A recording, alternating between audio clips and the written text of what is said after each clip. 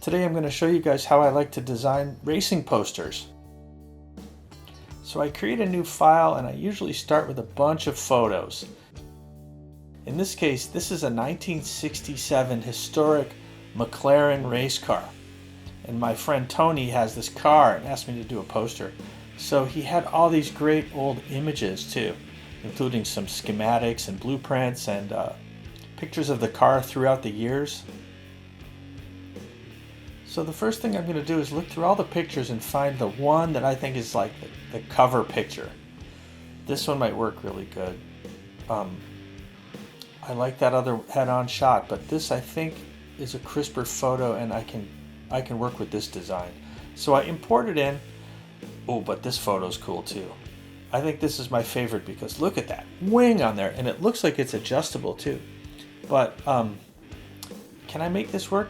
I might just make a main image and I'll use this one as one of the smaller images. It'll be like a collage.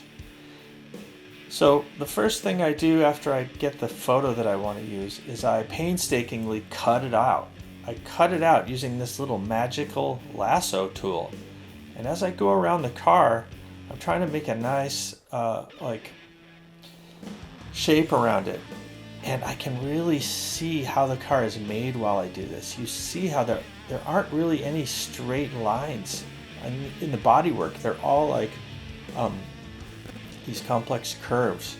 So I want to go through and I want to grab the car. I'm going to cut this thing out. Look at that. That's a super trap exhaust on the end. Probably it just adds on for certain tracks that have a volume limit, a decibel limit. So I cut out all the background.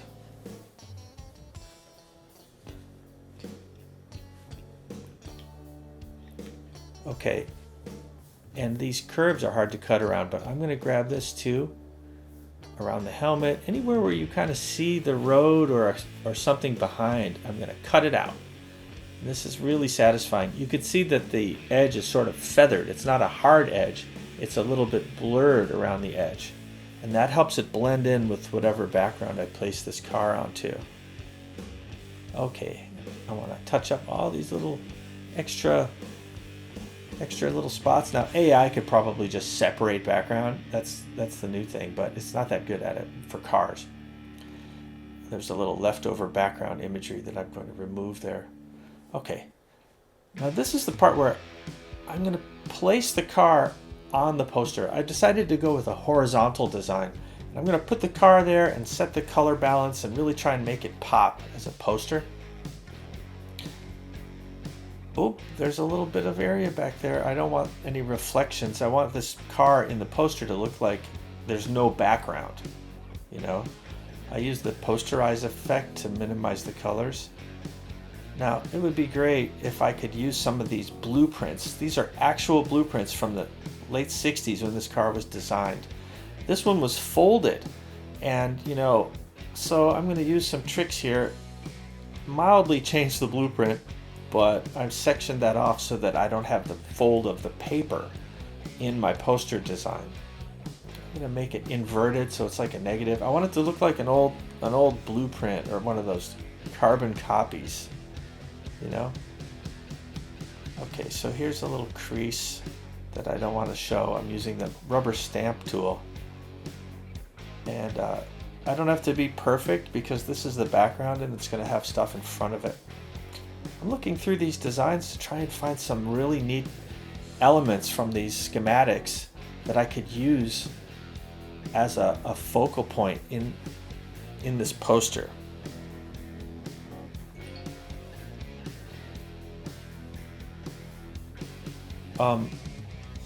Okay, I'm going to pause. Well, I can pick this part up. So I continue looking at elements from these designs and pulling out things that I think will decorate the background nicely and create a balance around the car that won't really distract from the central image. I love how it says remove sharp edges. That's what really good machinists do and fabricators. You don't want any corners or sharp edges where when you're working on the car, you're reaching in there and there's something sharp and it gets you in the arm or your wrist. So that's pretty cool.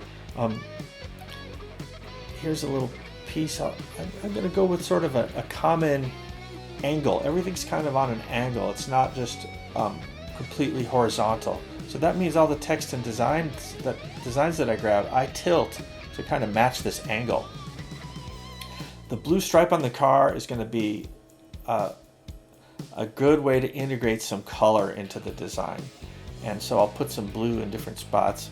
This is the old logo of the McLaren motor car racing team. And I spend a lot of time figuring out where stuff should go. You know, you bring it in and you have to just try it everywhere and find the right place. I'm looking for a typeface where I can say, 67 McLaren, that's a digital clock font. I don't want that. So I find something that's real easy to read.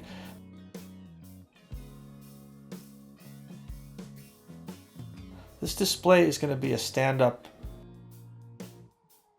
poster that might be on the trailer or next to the car. So people, they go, hey, what is this car? They can just read the poster.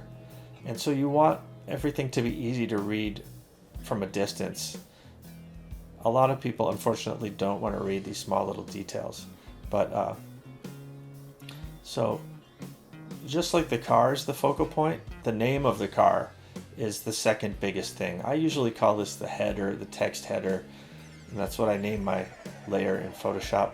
I'm going to align a gradient, a metallic gradient, which is a sweep from one color to a brighter color and then to a darker color. And it gives it a metallic, kind of a reflective sheen. And I'm doing that to match the silver of the car. So we've got the blue and this silver, which are the car colors, and I'm using that for the name of the car.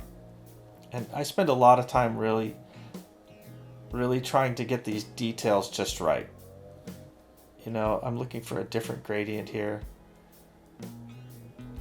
So I was working, this is time lapse, so I'm describing how this all worked after the fact. Everything is sped up something like 300 to 600%.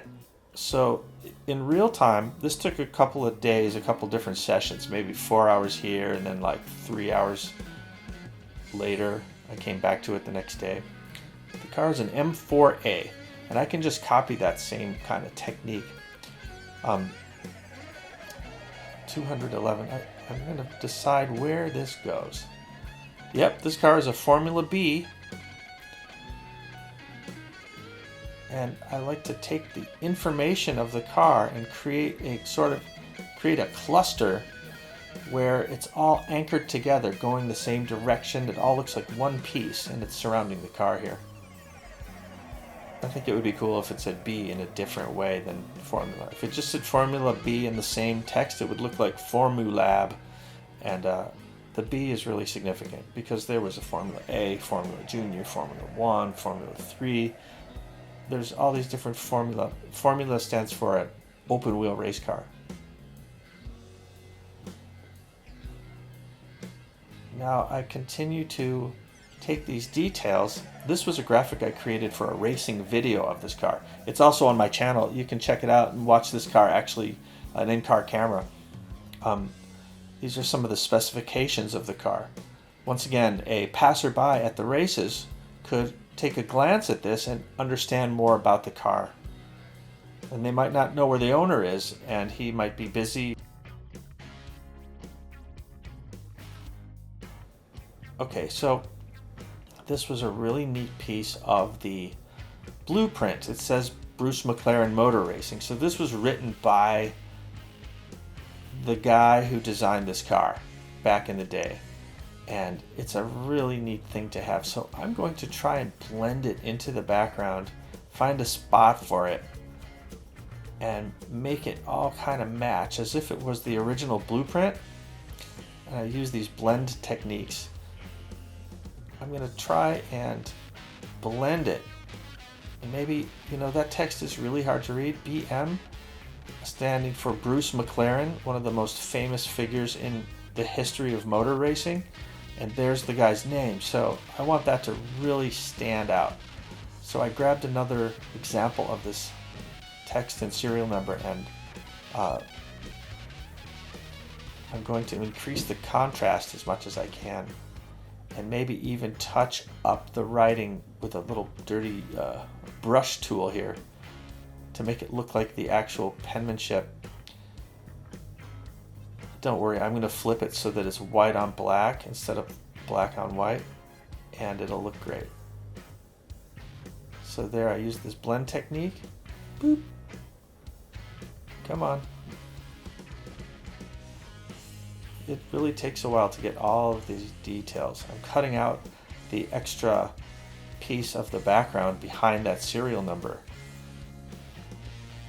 And, you know, this takes a while. It just takes a while. And everything's tied together, so if you change one thing, you wind up going through and changing lots of other little things too. It's like anything else that you're, building or working on. Going through here, and I'm making sure all of these lines are in the same angle. Oh, there was this picture of a young lady who I think is involved with the car somehow from back in the day, so I'm going to put her in the picture too. That checkered flag element is really nice, and she's smiling, and it's a neat piece of this car's history. So there you go. I think that is my 1967 McLaren Formula B M4A 211, owned and restored by Tony Garmey.